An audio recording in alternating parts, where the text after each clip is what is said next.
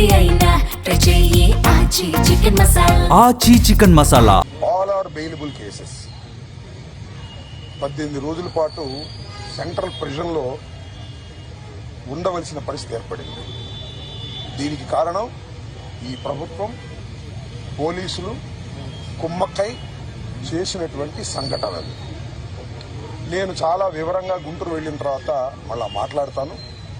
నేను అందరికీ ఈ సందర్భంగా నా ధన్యవాదాలు తెలియజేస్తున్నాను. నాకు ఎవరైతే సపోర్ట్ చేశారో ఈ సంఘటనలో, ఎవరైతే మద్దతు పలికారో వారందరికీ నా హృదయపూర్వక ధన్యవాదాలు. అలాగే కొంతమంది మద్దతు పలకలేదు, వారికి కూడా నా ధన్యవాదాలు. వారు ఏమన్నారంటే పెద్ద మాట అన్నారు, దానికి కూడా నేను గుంటూరు వెళ్ళిన తర్వాత సమాధానం చెప్తా. అదేమన్నారంటే అసహ్యంగా మాట్లాడితే దాడులు చేయరా అని. అసహ్యంగా మాట్లాడితే దాడులు చేయదలుచుకుంటే ఎంతమంది మీద చేయాలి? అసహ్యంగా మాట్లాడే వాళ్ళ మీద అది ఒక అంశం. వాళ్ళకు కూడా నేను రేపు నా సమాధానాన్ని తప్పనిసరిగా చెప్తా. 18 రోజులు నన్ను జైల్లో పెడితే నేను భయపడతాననుకున్నారేమో. భయపడే ప్రశ్న ఈ అంబటి రాంబాబుకు ఉద్భవించదని మనవి చేస్తున్నా. ఎందుకంటే ఈ చంద్రబాబు నాయుడు గారి ప్రభుత్వం వచ్చినప్పుడే జైల్లో ఉండటానికి సిద్ధపడ్డానని కూడా ఈ సందర్భంగా మనవి చేస్తున్నా. నన్ను హింసించాలని, నన్ను జైల్లో పెట్టాలని చంద్రబాబు, లోకేష్ ఎప్పటి నుంచో ప్రయత్నం చేస్తున్నారు. ఎక్కడో దొరికాను, లోపల పెట్టారు. చూద్దాం, టైం విల్ కమ్ అగైన్. పరిస్థితులు మళ్ళా మారతాయి. ఈ పాపానికి వారు పరిష్కారం చేయక తప్పదని కూడా ఈ సందర్భంగా నేను మనవి చేస్తున్నాను. రాజమండ్రి సెంట్రల్ ప్రిజన్ నాకు పట్టుదలను పెంచే ఒక శిక్షణా కేంద్రం అని కూడా ఈ సందర్భంగా నేను మనవి చేస్తున్నాను. మరింత పట్టుదలగా, మరింత కసిగా ఎన్ని కేసులు పెట్టినా, ఎన్ని రోజులు జైల్లో ఉన్నా ఒక్క అడుగు కూడా వెనక్కు వెయ్యను. జగన్మోహన్ రెడ్డి గారి నాయకత్వంలో ఈ కూటమి ప్రభుత్వాన్ని ప్రజాస్వామ్యబద్ధంగా కూల్చేంత వరకు ఈ పోరాటం ఆగదు. ఎన్నిసార్లు జైల్లో పెట్టినా వెనక్కు వెళ్లే ప్రశ్న లేదు. అన్యాయంగా, అక్రమంగా జైల్లో పెట్టారు. నా ఇల్లు దహనం చేయడానికి ప్రయత్నం చేశారు, నా కార్లు బగలగొట్టారు, నా ఆఫీస్ బగలగొట్టారు, నా పెళ్ళాం బిడ్డల్ని తరిమి కొట్టారు, నన్ను చంపడానికి ప్రయత్నం చేశారు, తీసుకొచ్చి జైల్లో పెట్టారు. ఏమైంది? ఏమైద్దని అడుగుతా ఉన్నా. చంద్రబాబు నాయుడు అడుగుతా ఉన్నా, లోకేష్ అడుగుతా ఉన్నా. ఏమైద్ది? ఏమీ కాదు. మళ్ళా కాలం తిరిగి వస్తుంది. అన్నిటికీ సమాధానం ఇవాళ చాలా మంది మిత్రులు మాట్లాడారు. బయట జరిగిన సంఘటనలు నాకు తెలియదు, చాలా తక్కువ మాత్రమే, పేపర్లో ఉన్నవి మాత్రమే నేను తెలుసుకున్నాను. జైలు జీవితాన్ని నేను అనుకోకండి, ఎంజాయ్ చేశాను. ఎంత కఠినంగా ఉన్నా ఎంజాయ్ చేశాను. ఎందుకంటే ఒక రాజకీయ స్ఫూర్తితో రాజకీయాల్లోకి వచ్చినటువంటి వ్యక్తిని నేను.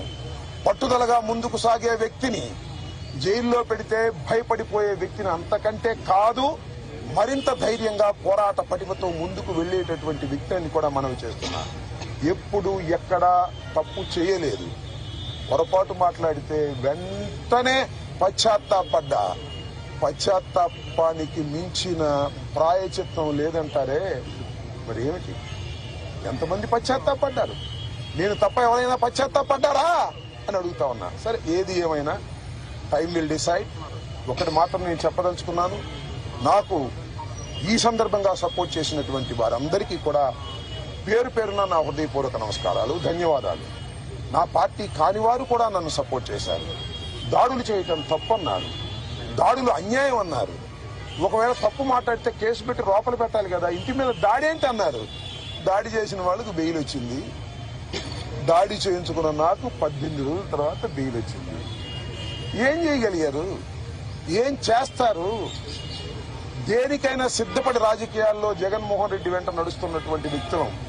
ఆ రోజు రాజశేఖర రెడ్డి వెంట నడిచాం, ఇవాళ జగన్మోహన్ రెడ్డి గారి వెంట నడుస్తాం, తుదకంటూ నడుస్తాం. బొందిలో ప్రాణం ఉన్నంత వరకు జగన్ వెంట నడుస్తాం. ఏ విషయాన్నైనా, ఎన్ని కుట్రలనైనా, ఎన్ని కుతంత్రాలనైనా ఎదుర్కోవడానికి సిద్ధంగా ఉన్నామని కూడా ఈ సందర్భంగా మనవి చేస్తున్నాను. అందరికీ నా హృదయపూర్వకమైన ధన్యవాదాలు ఈ సందర్భంగా తెలియజేసుకుంటున్నాను. మళ్ళా రేపు వివరంగా గుంటూరులో ప్రతి విషయం గురించి కూడా నేను మాట్లాడతాను. ఇంకోని అడిగితే అడగండి.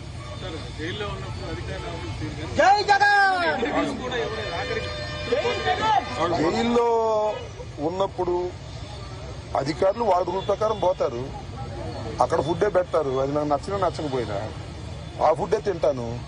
ఏం కలకాలం తింటాను ఆ ఫుడ్.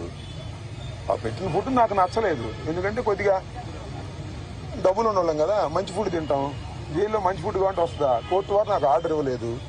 ఓకే, జైలు అధికారులు వారి ప్రవర్తన వాళ్ళది. వాళ్ళు నాకేం స్పెషల్గా ఏం చూడాల్సిన అవసరం కూడా నేను ఎప్పుడు కోరుకోలేదు, కోరుకోను కూడా. సామాన్య ప్రిజనర్గానే ఉండటానికి నేను ఇష్టపడ్డాను. కోర్టు ఆర్డర్ ఇస్తే బయట భోజనం తిన్నాం అనుకున్నాం, కోర్టు ఆర్డర్ ఇవ్వలేదు, లోపల భోజనమే తిన్నాం. కొద్దిగా చిక్కినట్టున్నా, అయినా ఏం కంగారేం లేదు, ఏం ఇబ్బంది కూడా ఏమీ లేదు. ఆరోగ్యం బ్రహ్మాండంగా ఉంది. ఆరోగ్యం మరింత పట్టుదలగా ముందుకు సాగుతుంది.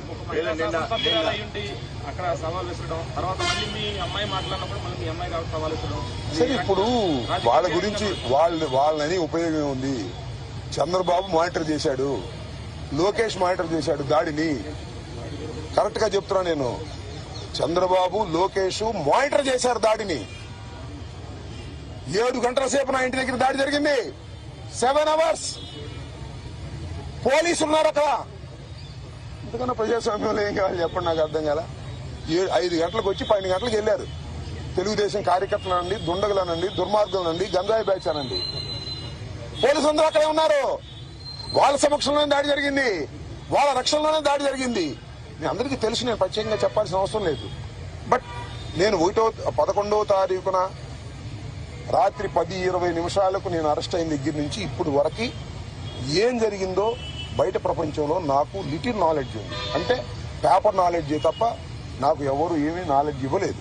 కాబట్టి ఈ నాలెడ్జ్ అంతా తెలుసుకుని రేపు చాలా వివరంగా, చాలా సుదీర్ఘంగా నేను నా ఆవేదననండి, నా కోపం అనండి, నా బాధ అనండి, నా ఆర్గ్యుమెంట్ అనండి ప్రజల ముందు పెడతాను. ఎందుకంటే ప్రజల ముందు ఎందుకు పెట్టాలంటే ప్రజలకు అర్థం కావాలి, నేనేమిటో తెలుసు. అయినా ఇప్పుడు జరిగినటువంటి సంఘటనలో చాలా పత్రికలు రాసినాయి కదా నా మీద, వాటన్నిటికీ ప్రజలకు చెప్పుకోవలసినటువంటి బాధ్యత నాకు ఉంది. కాబట్టి రేపు చాలా క్షుణ్ణంగా చెప్తాను. చెప్పండి. Their plans. ఇప్పుడు నా జోగి రమేష్, అమ్మటి రాంబాబు అని కదా, వాళ్ళ విధానమే వైలెన్స్ లోకి వెళ్లి భయపెట్టాలని ప్రయత్నం చేస్తున్నారు. జైల్లో పెడితే భయపడతాం అనుకుంటున్నారు, ఇళ్ల మీద దాడి జరిగితే భయపడతాం అనుకుంటున్నారు. భయపడ్డారు, నా పిల్లలు భయపడ్డారు, వాస్తవమే కాదని అంటలా. ఇంట్లోకి వచ్చి నా పిల్లలు, నా మనవలు ఉన్నప్పుడు దాడి చేస్తే భయపడతారు ఎవరైనా. పోలీసులు ఏం చెప్పారు తెలుసా, మీకు ఆశ్చర్యపోతారు. సార్ మీరు పారిపోండి సార్, పారిపోండి సార్ చెప్పారు. రక్షించాల్సిన పోలీసులు ఆ గంగా వెంకటేశ్వరులు ఆయన, తెలుగుదేశం ఆయన, పారిపోండి సార్ అంటాడు. మీరు గోడ దిగి వెళ్తారా అని చెబుతున్నాడు నన్ను. గోడ దిగే ఉండకంటే సావటం బెటరాయా అని చెప్పా. అది నువ్వే కదా దాడి చేస్తున్నావు చెప్పా. ఏంది ఇదంతా?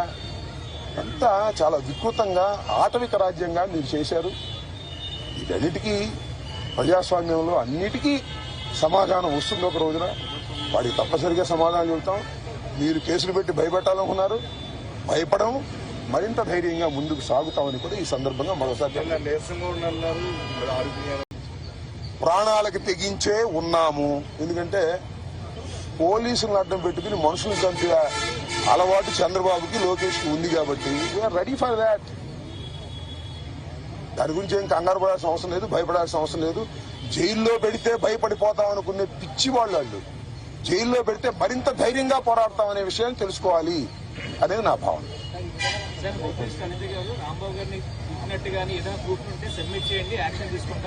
చూశారుగా మీరు, సోషల్ మీడియాలో చూడలేదా? నన్ను తిడతా ఒక ఆమె వీర విహారం చేసింది. వాళ్ళు కళ్ళుండి గుడ్డి వాళ్ళు పక్షపాతంగా వ్యవహరిస్తున్నారు. హోంమంత్రి చేతులే ఉంది గుడ్డి మైక్ తప్ప. ఆమె మైక్ హోంమంత్రి, అంతా లోకేష్ చంద్రబాబు కదా మానిటర్ చేసేది. ఆమెం చేస్తుంది పాపం, అనిత ఏం చేస్తుంది?